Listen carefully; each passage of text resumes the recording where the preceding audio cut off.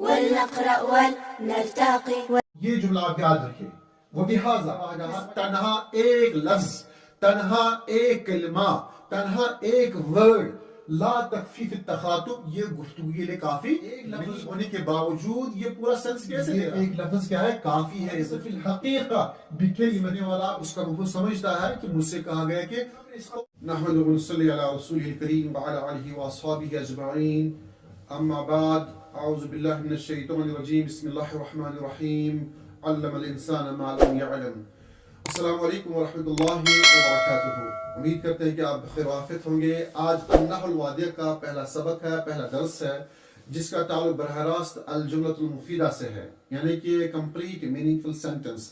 عربی زبان میں ہی نہیں بلکہ دنیا کی کسی بھی زبان میں ہم جب کوئی جملہ بنانا چاہتے ہیں، جملہ سازی کرنا چاہتے ہیں، تو لازمی طور پہ ہمیں چند الفاظ کا مجموعہ چاہیے. الفاظ کا مجموعہ ترتیب دینے کے بعد کوئی جملہ بنتا ہے. تو عربی زبان میں کم سے کم دو الفاظ کا ہونا لازمی ہے. ایک لفظ سے کوئی جملہ نہیں بن سکتا ہے، بلکہ دو الفاظ جب آپ پروئیں گے اس طریقے پہ جس طریقے پہ عربی زبان کے قواعد، عربی زبان کا گرامر ہمیں بتاتا ہے کہ آپ عربی زبان کے جملے کو کس طرح بنا سکتے ہیں. عربی زبان میں بنیادی طور پہ یہ سمجھنا لازمی ہے کہ کس لفظ کو کہاں پہ استعمال کیا جائے، کس طرح استعمال کیا جائے، کیا ایک لفظ اپنا معنی اور مفہوم ادا کر سکتا ہے کہ نہیں کر سکتا ہے. ہمیں دو الفاظ کو جمع کر کے ان کو کہاں پہ رکھنا ہے، ان کی سپیس کیا ہے، ان کی پلیس کیا ہے، ان کی جگہ کیا ہے. ان تمام چیزوں کو جو ہے انشاءاللہ ہم ان آنے والے دروس میں سمجھنے کی بھرپور کوشش کریں گے، تاکہ ہم عربی زبان کے قواعد اور عربی زبان کے بنیادی اور اساسیات کو سمجھنے کے بعد قرآن و سنت کی زبان کو بھی آسانی سے سمجھ سکتے ہیں انشاءاللہ. تو آئیے بغیر کسی تمہید کے، بغیر کسی تاخیر کے آج کا سبق شروع کرتے ہیں، اور آپ ہمارے ساتھ یوں ہی جڑے رہیے اور اپنے احباب اور اپنے دوستوں کے ساتھ اس ویڈیو کو بطور صدقہ جاریہ ثواب کی نیت سے شیئر کرتے بھی رہیے گا انشاءاللہ. تو آئیے آج کا پہلا سبق انشاءاللہ ہم شروع کرتے ہیں. آج کا پہلا سبق ہے الجملۃ المفیدہ. جملۃ المفیدہ کہتے ہیں اس جملے کو جس کے لکھنے سے، جس کے بولنے سے، جس کے پڑھنے سے ایک مکمل مفہوم ذہن میں بیٹھ جائے، یعنی کہ جس کا معنی اور مفہوم بالکل کلیئر سمجھ میں آ جائے کہ اس جملے میں کیا کہا گیا ہے. اس کو جملہ مفیدہ کہتے ہیں، یا جس کو انگلش میں کہتے ہیں کمپلیٹ میننگ فل سینٹنس، یعنی کہ مکمل مفہوم کے ساتھ کسی بات کو پیش کرنا، اس کو کہتے ہیں الجملۃ المفیدہ. آج آپ دیکھ سکتے ہیں کہ ہمارے سبق میں یہاں پہ النحو الوادیہ کا پہلا سبق ہے الجملۃ المفیدہ. یہاں پہ جملہ مفیدہ کی 6 مثالیں دی گئی ہے، جن پہ آپ غور و خوض اگر کریں گے ان میں سے ہر ایک جملہ 2 لفظوں پہ مشتمل ہے، 3 لفظوں پہ مشتمل ہے، یا 4 الفاظ پہ مشتمل ہے.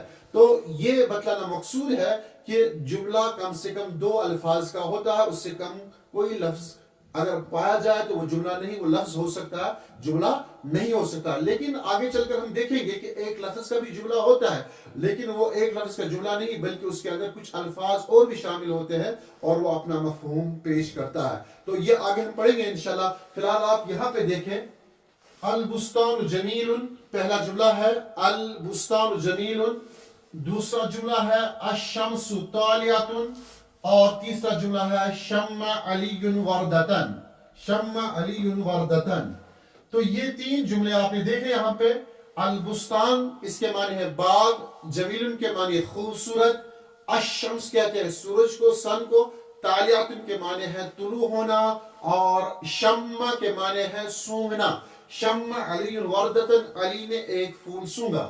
پھر اس کے مقابلے میں 3 جملے اور پیش کیے گئے. یہاں پہ یہ تینوں جملے آپ دیکھ سکتے ہیں، 3 جملے یہاں پہ دیے ہیں، لیکن یہ تینوں جملے جو شروع ہوتے ہیں فعل سے. یہ بات بھی یاد رکھیں آپ، وہ جملہ جو فعل سے شروع ہو اس کو جملہ فعلیہ کہتے ہیں، اور جو جملہ اسم سے شروع ہوتا ہے اس کو جملہ اسمیہ کہتے ہیں. جیسے کہ البستان اس میں شروع میں اسم ہے، اور الشمس اس میں شروع میں اسم ہے، تو یہ جملہ اسمیہ ہے، لیکن یہ کمپلیٹ جملہ ہے، یہ ادھورا جملہ نہیں ہے. اور یہاں پہ قطف محمد زہرتن، محمد نے پھول توڑا، یا قطف کے معنی چننا بھی. اور یعیش السمک فی الماء، مچھلی پانی میں رہتی ہے. عاش یعیش کے معنی جینا، عاش یعیش کے معنی زندہ رہنا. تو یہاں پہ کیا معنی ہے؟ یعیش السمک فی الماء، مچھلی پانی میں رہتی ہے. یکثر النخیل فی مصر، مصر میں کھجور کے درخت بہت زیادہ ہوتے ہیں، یا بہت زیادہ کھجور ہوتے ہیں. نخیل کے معنی ہے کھجور کے درخت، جمع الجموع ہے یہ، یعنی کہ یکسر النخیل، نخیل کا واحد ہے نخلتن، اس کا جمع آتا ہے نخل، اور جمع الجمع نخیل۔ اب یہاں پہ ان نے جو بحث چھڑی ہے، اب یہاں اس پہ آپ غور کریں،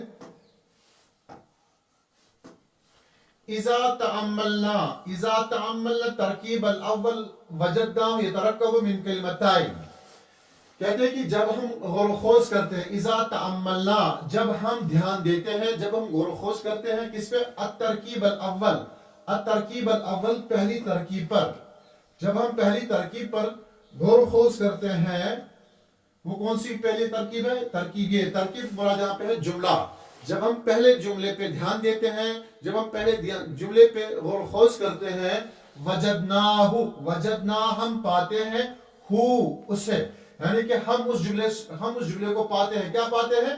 یترکبو، کہ وہ بنا ہوا ہے، ترکب، یترکبو کے معنی مرکب ہونا، ترکب کے معنی ہے تکون، یتکون، بن جانا، یترکبو، وہ بنا ہے، من کلمتین، دو لفظوں سے، یترکبو من کلمتین، وہ دو لفظوں سے بنا ہوا ہے، کون کون سا لفظ ہے اس میں؟ البستان اور جمیل، کہتے ہیں کہ احداہما، ان میں سے ایک کیا ہے؟ البستانو، ایک اس میں سے البستان ہے، والثانیۃ، اور دوسرا کیا ہے؟ جمیل، دوسرا اس میں جمیل، خوبصورت۔ فَإِذَا أَخَذْنَا، جب ہم اس میں سے لیتے ہیں، فَإِذَا أَخَذْنَا الْكَلِمَةَ الْأُولَىٰ، جب اس میں سے ہم ایک پہلے والے لفظ کو لے لیں گے، اٹھا لیں گے، کھینچ لیں گے، وحدہا، یعنی کہ اس میں سے صرف ایک لفظ کو لے لیں گے، ان دو لفظوں میں سے ایک لفظ کو لے لیں گے، وہ کون سا لفظ ہے؟ وہی البستان، وہ بستان ہے۔ لم نفهم الا معنى مفردا، تو ہم اس میں صرف ایک مفرد معنی ہی سمجھیں گے، یعنی کہ اگر ہم نے صرف اس میں سے ایک ہی لفظ لیا، ایک ہی لفظ ہم نے لکھا، وہ لفظ کون سا ہے؟ وہ لفظ ہے البستان،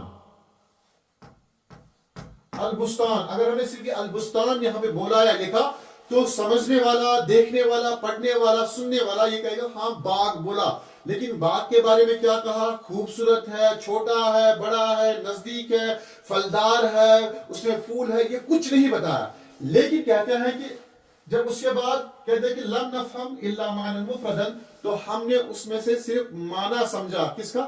باغ کا۔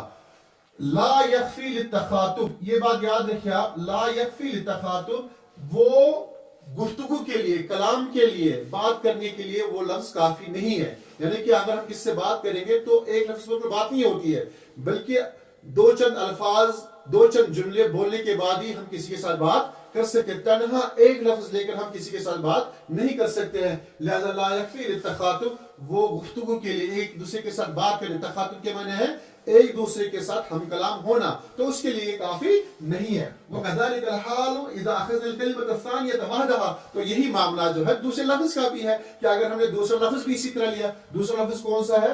جمیل، دوسرا لفظ ہے جمیل، اگر ہم نے یہ دوسرا لفظ بھی اس طرح لیا، یا لکھا کہیں پہ جمیل، ہم نے بولا جمیل، خاموش ہو گئے، ہم نے بولا جمیل، اور اس کے بعد جو ہے سننے والے نے کہا کہ وہ ویٹ کر رہا کہ آگے کیا ہے یا پیچھے کیا ہے، تو ہم نے کچھ نہیں بولا، تو اس کا معاملہ بھی یہ ہے کہ ہم نے سنا بس جمیل، خوبصورت، یہ خوبصورت کیا ہے، کون ہے، دیکھنے والا خوبصورت ہے، بولنے والا خوبصورت، کون خوبصورت ہے یہ نہیں بتایا، تو لہٰذا ہم نے ایک لفظ کا معنی تو سمجھ لیا، لیکن مفہوم ہمیں مکمل طور سے ادا نہیں، ہمارے سامنے ادا نہیں کیا گیا، اور ہم نے مکمل مفہوم نہیں سمجھا۔ وَلَكِنَّ، لیکن پھر کہتے ہیں کہ وَلَكِنَّ، لیکن جب ہم اذا ضممنا احد الکلمتین الى الاخرى على النحو الذي في الترکیب، لیکن جب ہم ان دونوں کو، یعنی کہ پہلے کو دوسرے کے ساتھ جوڑتے ہیں یا لکھتے ہیں یا بولتے ہیں، تو کیا ہوگا؟ اسی ترکیب پہ جس پہ اوپر لکھا ہوا ہے، وَقُلْنَا، تو ہم کیا بولتے ہیں؟ ہم اس طرح بولتے ہیں البستان، تو ہم بولتے ہیں البستان جمیل، تو ہم بولتے ہیں البستان جمیل، تو یہاں پہ جو ہے یہ پورا مکمل طور سے ایک سینٹنس ہے یہ، وَإِذَا وَقُلْنَا الْبُسْتَانُ جَمِيلٌ فَهِمْنَا مَعْنًا كَامِلًا، تو ہم نے مکمل معنی اور مفہوم سمجھ لیا۔ واستفدنا فائدة تامة، واستفدنا فائدة تامة، تو ہم نے ایک مکمل فائدہ حاصل کیا، یعنی کہ ہم نے مکمل مفہوم سمجھ لیا کہ کہنے والے نے کیا کہا، یا لکھنے والے نے کیا لکھا، یا بولنے والے نے کیا بولا، تو ہم نے اس کا پورا مفہوم سمجھ لیا۔ یہ ہے کہ باغ کو متصف کیا گیا، اتصاف البستان بالجمال، وہ یہ کہ باغ کو جو ہے متصف کیا گیا، باغ کی تعریف کی گئی، کس چیز کے ساتھ؟ بالجمال، خوبصورتی کے ساتھ، کہ باغ خوبصورت ہے۔ وَلِذَلِكَ يُسَمَّى هذا الترکیب جملۃ مفیدۃ، یہی وجہ ہے کہ ایسے جملے کو جملہ مفیدہ کہا جاتا ہے، یعنی کہ ایسے جملے کو میننگ فل سینٹنس کہا جاتا ہے، یا کمپلیٹ سینٹنس کہتا ہے، جس سے مکمل مفہوم سمجھ میں آ گیا، ایسے جملے کو جملہ مفیدہ کہا جاتا ہے۔ وَكُلُّ وَاحِدَةٍ مِّنَ الْكَلِمَتَيْنِ تُعَدُّ جُزْءً مِّن هَذِهِ الْجُمْلَةِ، اور کہتے ہیں کہ ان میں سے ہر ایک کلمہ، ہر ایک لفظ کیا ہے؟ لازمی جز شمار کیا جائے گا اس جملے میں، یعنی کہ اس جملے میں ان دونوں کو لازمی جز، یعنی کہ یہ دونوں لازم ملزوم ہے۔ وَهَكَذَا يُقَالُ فِي الْأَمْثِلَةِ السَّابِقَةِ، اور یہی کچھ جو ہے کہا جائے گا کس کے بارے میں؟ باقی مثالوں کے بارے میں بھی یہی سب کچھ کہا جائے گا۔ وَبِهَذَا نَرَى، تو اس چیز سے ہمیں کیا پتہ چلا کہ أَنَّ الْكَلِمَةَ وَحْدَهَا لَا تَكْفِي فِي التَّخَاطُبِ، یہ بات آپ یاد رکھیں، یہ بات آپ لکھ لیں۔ کون سی بات؟ یہ بات آپ لکھ لیں مکمل طور سے، کہ یہاں پہ جو ہے یہ بات جو کہی گئی ہے، یا یہ بات جو لکھی گئی یہاں پہ، کہ ان الکلمۃ وحدہا، تنہا ایک لفظ، تنہا ان کلمۃ وحدہا، تنہا ایک لفظ، لا تکفی فی التخاطب، کہ ایک لفظ گفتگو کے لیے، ایک دوسرے کے ساتھ ہم کلام ہونے کے لیے کافی نہیں ہے۔ وَأَنَّهُ لَا بُدَّ مِن كَلِمَتَيْنِ، لازمی ہے کہ وہ دو لفظوں پہ مشتمل ہو، فَأَكْثَرْ، یا اس سے بھی زیادہ، حَتَّى يَسْتَفِيدَ الْإِنسَانُ فَائِدَةً تَامَّةً، یہاں تک کہ انسان کو، سننے والے کو، بولنے والے کو، لکھنے والے کو، کسی کو بھی اس کا مکمل مفہوم حاصل ہو۔ وَأَمَّا، اب یہاں پہ جو ہے ایک اہم ترین بات جو ہے، وہ بات کیا ہے؟ وہ بات یہ ہے کہ وَأَمَّا، جہاں تک تعلق ہے، وَأَمَّا نحو، جہاں تک تعلق ہے کس لفظ کا؟ قم کا، اجلس کا، اور تکلم کا۔ اب دیکھیں یہ تین لفظ یہاں پہ لکھے ہوئے ہیں، یہ تین لفظ جو ہے کون کون سا لفظ ہے؟ ایک لفظ ہے یہاں پہ قم، دوسرا لفظ لیا ہے اجلس، اور ایک لفظ لیا ہے تکلم۔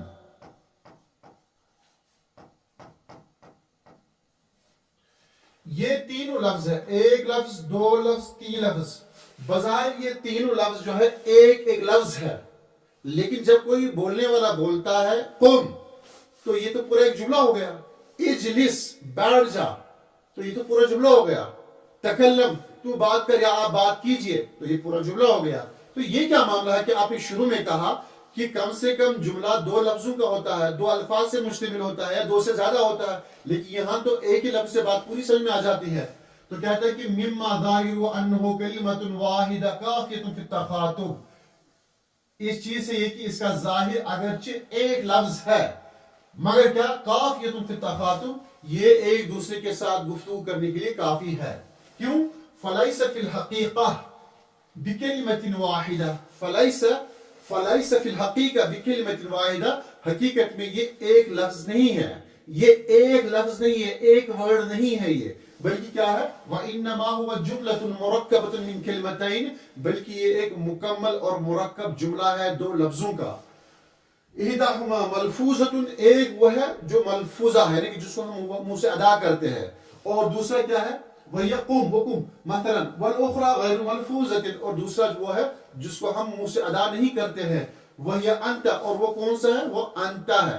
ہم صرف کہتے ہیں قم اور انت نہیں کہتے ہیں، لیکن انت جو ہے وہ قم کے اندر شامل ہے، سننے والا سمجھتا ہے اس نے مجھ سے کہا قم انت، تم کھڑے ہو جاؤ، لیکن اس نے بولا نہیں، اگرچہ جملہ یہی پورا ہے، قم انت، یہ پورا جملہ ہے اور دو لفظوں پہ مشتمل ہے۔ اس طرح اجلس انت، تو بیٹھ جا، اس لیے تکلم انت، تو بات کر۔ لیکن اس معاملے میں عربوں کا طریقہ کار یہ رہا ہے کہ جب آپ فعل امر کا استعمال کریں اس ٹائم پہ ضروری نہیں کہ آپ یہ دونوں لفظ بولے، بلکہ قم کے اندر سننے والا، عربی جاننے والا سمجھتا ہے کہ اس کے اندر انت شامل ہے، لہذا قم انت کہنے کی ضرورت نہیں ہے، اجلس انت کہنے کی ضرورت نہیں ہے، تکلم انت کہنے کی ضرورت نہیں ہے۔ تو یہاں مراد یہ ہے کہ تو یہاں مراد ہے کہ التی یفہم السامع، سننے والا سمجھ لیتا ہے کہ مجھ سے کہا گیا کیا ہے، مجھے بولا کیا گیا ہے، وَإِن لَمْ يُنْطَق بِهَا، اگرچہ اس دوسرے لفظ کو بولا نہیں گیا ہے. لیکن یاد رکھیں قم ایک لفظی جملہ نہیں ہے بلکہ یہ دو لفظوں پہ مشتمل جملہ ہے، ایک اس کے اندر موجود ہے اور دوسرا اس کے اندر موجود ہے. ولنقرأ ولنرتقي ولنقرأ ولنرتقي وفي الجنة نلتقي ننتظر